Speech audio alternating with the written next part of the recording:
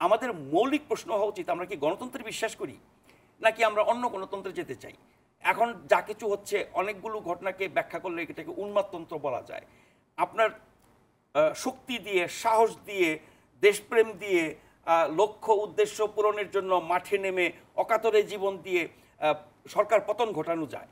কিন্তু ওই একই শক্তি দিয়ে আবার আপনি একই মনোভাব নিয়ে, একই চিন্তাভাবনা, একই আচরণ দিয়ে কিন্তু আবার দেশকে স্থিতিশীল রেখে মানুষের কল্যাণ করে স্বাভাবিক অবস্থা তৈরি করে দেশ চালানো যায় না।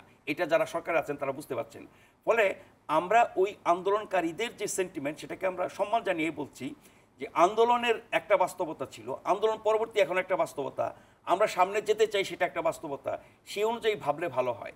উনি একজন উপদেষ্টার কথা যেটা বললেন, যে একজন উপদেষ্টা, অতি গুরুত্বপূর্ণ উপদেষ্টা সরকারের, যাকে তাত্ত্বিক বলা হয়, মাস্টার মাইন্ড বলা হয় এই আন্দোলনের পেছনে এবং এই সরকারের পেছনে এবং প্রধান উপদেষ্টার পেছনে অনেক বড় মাথা, ব্রেন বলা হয়, সেই মানুষটা যখন এমন বক্তব্য দেন, যেটির বিশ্লেষণ অনেকেই করেছেন সাংবাদিকদের মধ্যে, যে এটা এক ধরনের গৃহযুদ্ধের উস্কানি।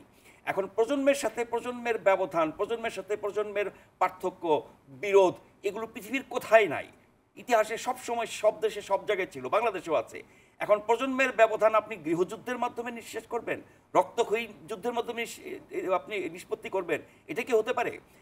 এখনকার প্রজন্ম, তাদের অসাধারণ মেধা, তারা বৈশ্বিক নাগরিক, তাদের চিন্তা ভাবনা সব কিছুই বৈশ্বিক, তাদের পড়ালেখা, জ্ঞান গরিমা, প্রযুক্তি জ্ঞান সব কিছু অনেক বেশি। কিন্তু আগের প্রজন্মের পরেই তো তারা এসেছেন।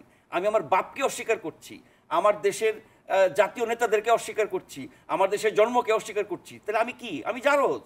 তো এই ধরনের ভয়ঙ্কর চিন্তা ভাবনা আমাদের তরুণ প্রজন্মের মধ্যে কারা ঢোকাচ্ছে, কারা তাদেরকে উস্কানি দিচ্ছে? আমার মনে হয় সেই জায়গাটিতে আমাদের মনোযোগ দেওয়া দরকার।